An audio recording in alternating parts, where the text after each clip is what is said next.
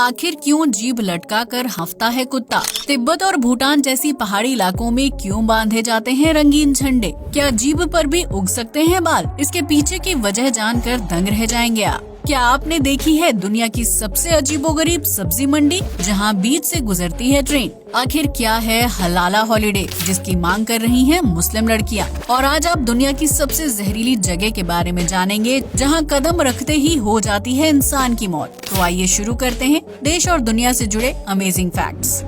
Fact number 1, France में एक ऐसी जगह है जिसे दुनिया का सबसे जहरीला और खतरनाक स्थान माना जाता है। इस जगह का नाम जोन रोग है, जिसे डेंजर जोन के नाम से भी जाना जाता है। प्रथम विश्व युद्ध से पहले इस जगह पर तमाम तरह की वनस्पति, फूल और पेड़ पौधे हुआ करते थे, लेकिन युद्ध के बाद इस जगह के हालात पूरी तरह से बदल गए। इस जगह की मिट्टी से लेकर पानी तक हर चीज में जहर घुला हुआ है, जिसके संपर्क में आने से इंसान और जानवर किसी की भी पल भर में मौत हो सकती है। इसी वजह से फ्रांस सरकार ने डेंजर जोन में जाने पर प्रतिबंध लगाया हुआ है, जहां बीते 100 साल से कोई इंसान या जानवर नहीं गया है। प्रथम विश्व युद्ध के दौरान इस जगह पर इतने बम गिराए गए थे कि उनके विस्फोट से मिट्टी और पानी में केमिकल मिक्स हो गया था, जबकि यहाँ की हवा में भी जहरीले तत्वों की मात्रा काफी ज्यादा है। वैज्ञानिकों की माने तो डेंजर जोन की मिट्टी और पानी में आर्सेनिक की मात्रा इतनी ज्यादा है कि अगर कोई इंसान उसको जरा सा भी खा ले तो जहरीले तत्व की वजह से उसकी पल भर में मौत हो जाएगी। यही वजह है कि डेंजर जोन में ना तो कोई वनस्पति उगती है और ना ही यहाँ के तालाब में किसी तरह की मछली या जीवन है, जिसकी वजह से इसे दुनिया की सबसे जहरीली जगह माना जाता है। फैक्ट नंबर 2, आमतौर पर लड़कियों को लंबे बाल पसंद होते हैं और अगर किसी लड़की के बाल प्राकृतिक रूप से लंबे होते हैं तो वो उन्हें किसी भी कीमत पर कटवाने से परहेज करती है। लेकिन आपको ये जानकर हैरानी होगी कि अगर कोई लड़की अपने लंबे बाल कटवाने की हिम्मत रखती है तो वो गुस्से में किसी भी इंसान का कत्ल कर सकती है। साइकोलॉजी के मुताबिक लड़कियों को अपने लंबे बालों से बहुत प्यार होता है, लेकिन अगर वो किसी वजह से अपने बाल कटवा सकती हैं तो उनके अंदर बहुत ज्यादा हिम्मत और गुस्सा होता है।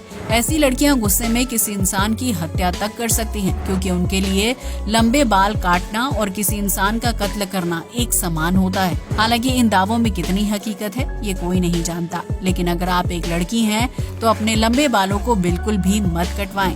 फैक्ट नंबर 3, कई मुस्लिम देशों में हलाला हॉलिडे की मांग तेजी से बढ़ती जा रही है, जिसमें लड़कियों की संख्या सबसे ज्यादा है।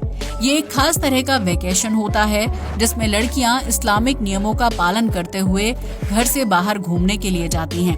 इसमें धार्मिक स्थलों से लेकर होटल और रेस्टोरेंट शामिल होते हैं, जहां इस्लामिक नियमों का पालन किया जाता है और किसी तरह का ड्रेस कोड लागू नहीं होता है। मुस्लिम धर्म से ताल्लुक रखने वाली महिलाएं हिजाब या फिर अपनी सुविधा अनुसार कपड़े पहनकर बाहर घूमने जाती हैं और उन्हें स्विमिंग पूल में जाने के लिए अलग से कोई कॉस्ट्यूम पहनने की जरूरत नहीं होती है। इसी तरह हलाला हॉलिडे पर गए महिला और पुरुष ऐसे रेस्टोरेंट में खाना खाते हैं जहां शराब जैसे नशीले पेय पदार्थ नहीं परोसे जाते हैं, जबकि ये लोग ऐसे होटल में ठहरते हैं जहां कम कपड़े पहनने वाले लोगों की एंट्री नहीं होती है। कुल मिलाकर हलाला हॉलिडे में इस्लामिक नियमों का पालन किया जाता है और इसके तहत दुनिया भर में खास तरह के रेस्टोरेंट और होटल खोले गए हैं, जहां मुस्लिम धर्म के लोग खुलेआम नमाज पढ़ सकते हैं और उन्हें अपनी सुविधा अनुसार रहने, कपड़े पहनने और खाने पीने की इजाजत होती है। फैक्ट नंबर 4, आपने सड़क पर सफेद या पीले रंग की सीधी लाइन बनी हुई देखी होगी, लेकिन फ्रांस के एक शहर में सड़क पर आड़ी तिरछी लाइनें बनाने का रिवाज सालों से चला आ रहा है। फ्रांस के एंगर्स शहर के पास बॉन नाम के कस्बे में हर घर के बाहर सफेद रंग की आड़ी तिरछी लाइन देखने को मिलती है, जिसकी वजह से पर्यटक अक्सर कंफ्यूज हो जाते हैं। दरअसल बॉन कस्बे की आबादी सिर्फ 1700 है, जिसकी वजह से यहाँ दूसरी सड़कों पर ना के बराबर ट्रैफिक होता है। लेकिन इस कस्बे में D74 और D82 नाम की 2 सड़कों पर सबसे ज्यादा भीड़ होती है, जिसकी वजह से अक्सर वाहन चालक 100 किलोमीटर प्रति घंटा की रफ्तार से गाड़ी चलाते हुए आगे निकल जाते हैं। इससे सड़क पर पैदल चलने वाले लोगों और आसपास रहने वाले स्थानीय नागरिकों को परेशानी होती है, क्योंकि इन सड़कों पर वाहन चलाने की स्पीड सिर्फ 30 किलोमीटर प्रति घंटा के आसपास है। बॉन कस्बे में रहने वाले लोगों ने खुद से सड़क पर आड़ी तिरछी लाइनें बना दी, जिससे वाहन चलाने वाले लोग कंफ्यूज हो जाते हैं और उनकी गाड़ी की रफ्तार अपने आप कम हो जाती है। इन लाइनों की वजह से वाहन चालक को लगता है कि सड़क का डिजाइन टेढ़ा मेढ़ा है, जिसमें तेज रफ्तार से गुजरना रिस्की हो सकता है। इस आइडिया को ध्यान में रखते हुए बॉन कस्बे में लगभग सभी सड़कों के ऊपर टेढ़ी मेढ़ी लाइन बना दी गई है, जिससे वाहन चालक अपनी स्पीड को कंट्रोल में रखते हैं और पैदल चलने वाले यात्रियों को असुविधा का सामना नहीं करना पड़ता है। वहीं इन आड़ी तिरछी लाइनों को देखने के लिए कई पर्यटक हर साल बॉन कस्बे में पहुंचते हैं। फैक्ट नंबर 5, अगर आप भी ज्यादा सिगरेट या तंबाकू खाते हैं तो आपकी जीभ पर बाल उग सकते हैं या फिर उसका रंग हरा हो सकता है।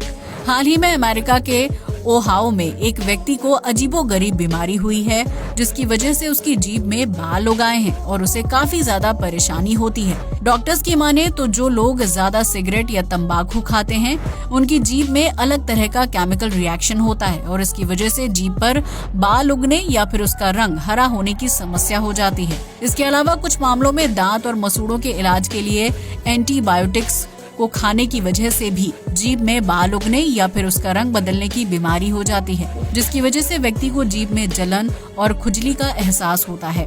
हालांकि अभी तक वैज्ञानिक इस बीमारी का नाम और इलाज नहीं खोज पाए हैं, जबकि दुनिया भर में इस तरह के मामले बहुत ही कम या ना के बराबर देखने को मिलते हैं। लेकिन डॉक्टर्स का मानना है कि अगर समय रहते इस बीमारी के प्रति आम लोगों को सतर्क नहीं किया गया तो तंबाकू और सिगरेट की वजह से जीभ की बीमारी पूरे विश्व में फैल सकती है। फैक्ट नंबर 6, थाईलैंड में मीकलोंग रेलवे मार्केट पूरी दुनिया में मशहूर है क्योंकि इस सब्जी मंडी के बीचों बीच इंसान के अलावा ट्रेन भी गुजरती है। जी हाँ, आपने बिल्कुल सही सुना। ये सब्जी मंडी रेलवे ट्रैक के अगल बगल लगाई जाती है और यहाँ सब्जी की कीमत भी काफी कम होती है। थाईलैंड के ज्यादातर लोग सब्जी खरीदने के लिए इसी मार्केट में आते हैं, लेकिन जैसे ही ट्रैक पर ट्रेन आती है वैसे ही सभी दुकानदार अपनी टोकरियों को पीछे खींच लेते हैं और सभी ग्राहक ट्रैक के किनारे शांति से खड़े हो जाते हैं। वहीं ट्रेन गुजरने के चंद सेकंड बाद ही ट्रैक पर वापस से सब्जियां बिछा दी जाती हैं और सभी ग्राहक बारी बारी से सामान खरीदते हैं। वहीं इस मार्केट को देखने के लिए दूर दूर से पर्यटक मंडी पहुंचते हैं। इस सब्जी मंडी के रेलवे ट्रैक से रोजाना 6 गाड़ियां गुजरती हैं, जो मंडी से कुछ किलोमीटर की दूरी से ही तेज हॉर्न बजाना शुरू कर देती हैं, ताकि मंडी में सब्जी बेच रहे दुकानदार और ग्राहक सतर्क हो जाएं। इस सब्जी मंडी को थाईलैंड की शान माना जाता है, इसलिए इतना रिस्क होने के बावजूद भी ना मंडी को बंद किया जाता है और ना ही रेलवे ट्रैक से गुजरने वाली ट्रेनों के रूट को बदला जाता है।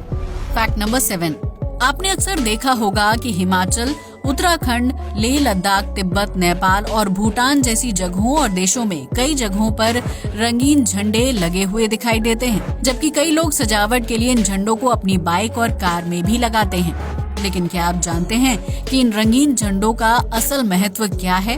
अगर नहीं तो हम आपको बता दें कि ये झंडे बौद्ध धर्म का प्रतिनिधित्व करते हैं। इन झंडों को प्रार्थना ध्वज या प्रेयर फ्लैग के नाम से भी जाना जाता है, जिसमें बौद्ध धर्म के मंत्र लिखे हुए होते हैं और इन झंडों का रंग सफेद, नीला, पीला, लाल और हरा होता है। माना जाता है कि झंडों पर लिखे गए मंत्र हवा के संपर्क में आने के बाद आसपास के इलाके में फैल जाते हैं, जिससे उस जगह में सकारात्मक शक्ति का प्रभाव होता है और चारों तरफ शांति का माहौल बना रहता है। इन झंडों में लाल रंग आग, नीला रंग हवा, पीला रंग पृथ्वी, सफेद रंग बर्फीले पहाड़ों और हरा रंग पानी का प्रतिनिधित्व करता है।